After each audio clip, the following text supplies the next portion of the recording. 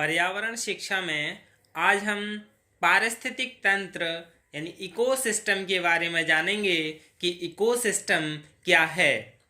पारिस्थितिक तंत्र में सबसे पहले हम पारिस्थितिकी के बारे में जान लें यानी इकोलॉजी के बारे में।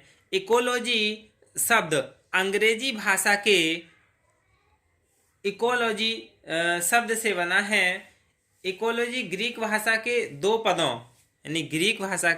दो पदों ओइकस और लोगस से मिलकर बना है। ओइकस का अर्थ है निवास स्थान और लोगस का अर्थ है अध्ययन। यानी इसका इकोलॉजी शाब्दिक अर्थ क्या हुआ कि निवास स्थान के अध्ययन से है।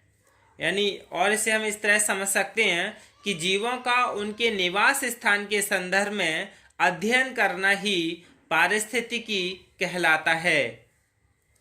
और ओडम ने भी इसके बारे में बताया है कि पारिस्थितिक तंत्र यानी पारिस्थितिक तंत्र की संरचना और क्रिया का अध्ययन है।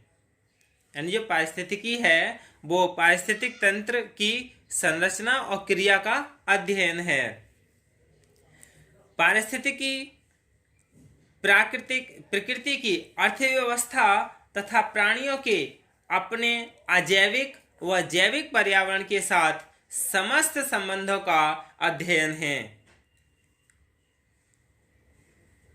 पारिस्थितिकी जैविक एवं पर्यावरण के आपसी संबंधों तथा अंतः प्रभावों का अध्ययन है। इसके बारे में हम जानेंगे कि किस तरह से पर्यावरण और जैविक इन दोनों के बीच कैसा अंतर संबंध है। तो इससे पहले हम पारिस्थितिकी तंत्र के बारे में जान लें। यानी ecology is the study of the inter relation and effects of biological and environmental.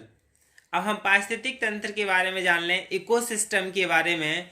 Ecosystem अंग्रेजी भाषा के इको और सिस्टम दो शब्दों से मिलकर बना है। इको का अर्थ है पर्यावरण और सिस्टम का अर्थ है पारस्परिक प्रतिक्रिया करने वाले तत्वों का सूचक। तो इकोसिस्टम जो शब्द है वो सबसे पहले एजी टॉन्सले ने सन 1935 में किया था। सबसे ज़्यादा जितने भी यूपीएससी एसएससी के कंपटीशन है उसमें यही पूछा जाता है कि पारिस्थितिक शब्द या इकोसिस्टम का सर्वप्रथम किसने प्रयोग किया था। तो ये है एजी टॉन्सले यानी 1935 ईस्वी में किया था। टॉन्सले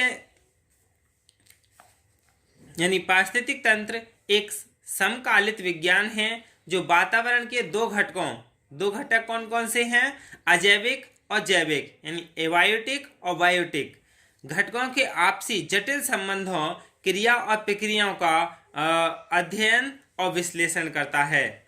कैसे करता है? यानी ये जो जीव हैं इन जीवों तथा भौतिक पर्यावरण के मध्य पारस्परिक क्रिया होती रहती है। ये देखने में आता है कि पौधे पत्तियों के द्वारा यानी जो पौधे हैं वो किसके द्वारा, पत्तियों के द्वारा अपने भोजन का निर्माण पर्यावरण के विभिन्न तत्वों तथा प्रकाश ऊर्जा की सहायता से करते हैं। वनस्पति पर भोजन के लिए प्राणी प्रत्यक्ष और अप्रत्यक्ष रूप से निर्भर है। यानी जो वनस्पति हैं, पेड़ पौधे हैं, उन पर क्या है, पूरी तरह से प्राणी निर्भर है। शाकाहारी प्राणी वनस्पति पर और मांसाहारी प्राणी शाकाहारी जीवों पर भोजन के लिए निर्भर है।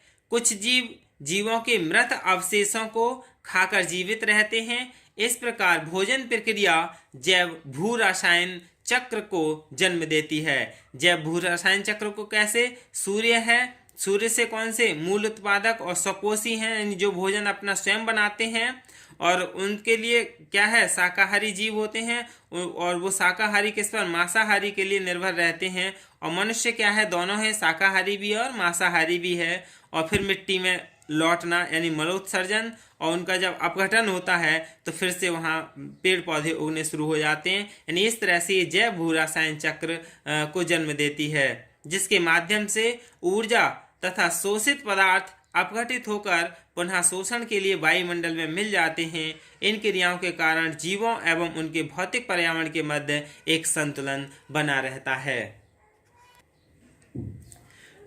एजी टॉन्सले के अनुसार पर्यावरण के समस्त जीवित एवं अजीवित कारकों के समन्वय से उत्पन्न तंत्र ही पारिस्थितिक तंत्र है। Ecology is the mechanism created by the coordination of all living and non-living factors in the environment. Lindeman के अनुसार परितंत्र का आशय किसी क्षेत्रीय इकाई से है जिसका गठन भौतिक, रासायनिक एवं जैविक प्रक्रियाओं के गठन द्वारा होता है। Ecology refers to a regional unit formed by the formation of physical, chemical and biological process। यानी जो संपूर्ण जीवमंडल एक बृहत परितंत्र है, किंतु पर्यावरण की स्थानिक एवं क्षेत्रीय विविधताओं के कारण इनमें संरचनात्मक एवं प्रकार्यात्मक इकाइयों का विकास होता है। ओडम ने भी पारिस्थितिक तंत्र के बारे में कहा है कि पारिस्थितिक तंत्र पारिस्थितिकी की वह आधारभूत इकाई है जिसमें जैविक और अजैविक वातावरण एक दूसरे पर अपना प्रभाव डालते हैं, पारस्परिक अनुक्रिया एवं ऊर्जा व रासायनिक पदार्थों के निरंतर प्रवाह से तंत्र की कार्यात्मक गतिशीलता बनाए रखते हैं। यानी सबने यही बताया है कि जैविक और अजैविक इन दोनों तत्वों के समन्वय से जो बनता है वो क्या है, पारिस्थितिक तंत्र है। पारिस्थितिक तंत्र की नामावली तो टॉन्सले ने की थी 1965 में। टॉन्सले ने बताया कि पारिस्थितिक तंत्र दो प्रमुख भागों से बना है और दो प्रमुख भाग कौन कौन से हैं, यानी जीवोम या बायोम। जीवोम किसे कहते हैं, किसी खास क्षेत्रीय इकाई के पौधों तथा जंतुओं के समस्त जटिल समूह को जीवोम या बायोम कहते हैं। दूसरा है निवास स्थान। दूसरा क्या है, निवास स्थान यानी हैबिटेट्स और भौतिक पर्यावरण। तो फिर क्या हुआ कि इस तरह के पारिस्थितिक तंत्र के सभी भागों जैविक एवं अजैविक, बायोम तथा निवास क्षेत्र को परस्पर क्रियाशील कारक समझना चाहिए जो एक प्रौढ़ पारिस्थितिक तंत्र में लगभग संतुलित दशा में होते हैं। इन कारकों की पारिस्थितिक तंत्र में लगभग संतुलित दशा में होते हैं। इन कारकों की पारस्परिक क्रियाओं द्वारा ही समस्त तंत्र कायम रहता है। यानी इन सभी कारकों की जो पारस्परिक क्रिया है इसी पर समस्त तंत्र कायम रहता है। और पारिस्थितिक तंत्र एक क्षेत्रीय कार्यशील इकाई है जिसके अंतर्गत किसी भी समुदाय के जैविक सदस्यों और उनके अजैविक वातावरण में ऊर्जा प्रवाह और खनिज पदार्थ चक्र को पूरा करने के लिए निरंतर रचनात्मक और कार्यात्मक पारस्परिक अनुक्रियाएं होती रहती हैं। इन्हीं अनुक्रियाओं के संपूर्ण तंत्र को पारिस्थितिक तंत्र कहते हैं।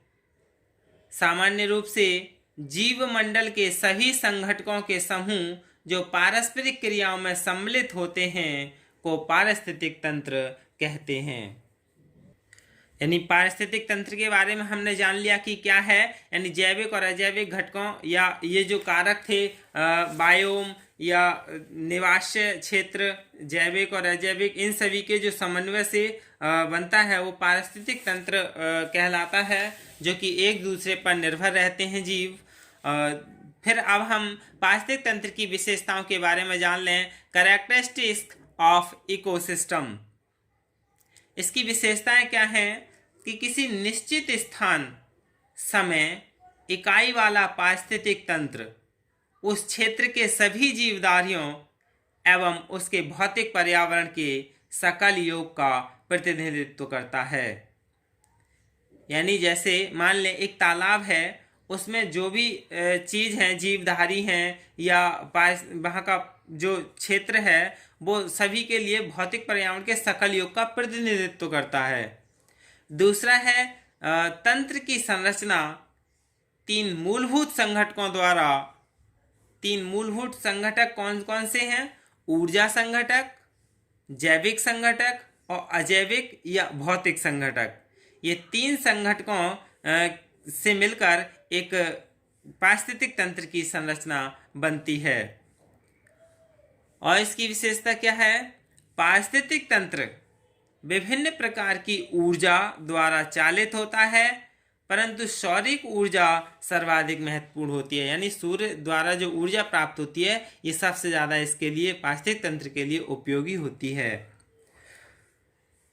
पारिस्थितिक तंत्र की उत्पादकता उसमें ऊर्जा की मात्रा की सुलभता पर निर्भर होती है। उत्पादक किसी क्षेत्र में प्रति समय इकाई में जैविक पदार्थों की वृद्धि दर की द्योतक होती है। पारिस्थितिक तंत्र प्राकृतिक संसाधन है। पारिस्थितिक तंत्र में क्षेत्रीय विस्तार की दृष्टि से विभिन्नता होती है। यह अति लघु आकार वाला हो सकता है, जैसे एक गौशाला या एक वृक्ष, या बृहत्तम आकार वाला हो सकता है। ये सभी क्या है? जैसे सभी समस्त जीव मंडल। यानी पारिस्थितिक तंत्र का क्षेत्रीय विस्तार लघु भी हो सकता है और बृहत भी हो सकता है। जैसे गौशाला है या एक वृक्ष है, वो भी क्या अपने आप में पारिस्थितिक तंत्र है। वृक्ष पर भी जीव निवास करते हैं, एक दूसरे पर निर्भर रहते हैं। और एक बृहत आकार वाला भी जैसे जीव मंडल है, वो भी क्या है? पारिस्थितिक तंत्र है। पारिस्थितिक तंत्र का क्षेत्रीय आयाम यानी स्पेटियल डायमेंशन होता है। पारिस्थितिक तंत्र का समय आयाम यानी टेम्पोरल डायमेंशन भी होता है। पारिस्थितिक तंत्र एक विवृत तंत्र यानी ओपन सिस्टम होता है, जिसमें ऊर्जा तथा पदार्थों का सतत निवेश यानी इनपुट तथा आउटपुट यानी बहिर्गमन होता है। जब एक पारिस्थितिक तंत्र के एक या अधिक नियंत्रक कारकों में अव्यवस्था नहीं होती है, पारिस्थितिक तंत्र अपेक्षाकृत स्थिर, समस्थित यानी स्टेबल इक्विलिब्रियम में होता है। पारिस्थितिक तंत्र एक कार्यशील इकाई यानी फंक्शनल यूनिट होता है, जिसके अंतर्गत जैविक संघटक तथा भौतिक या अजैविक संघटक श्रृंखलाबद्ध बृहद स्तरीय चक्रीय क्रियाविधियों जैसे ऊर्जा प्रवाह, जलीय चक्र, जैव भू रासायनिक चक्र, खनिज चक्र, अवसाद चक्र आदि के माध्यम से घनिष्ठ रूप से एक दूसरे से संबंधित तथा आबद्ध होते हैं। यही क्या है? पारिस्थितिक तंत्र की विशेषताएं हैं। धन्यवाद।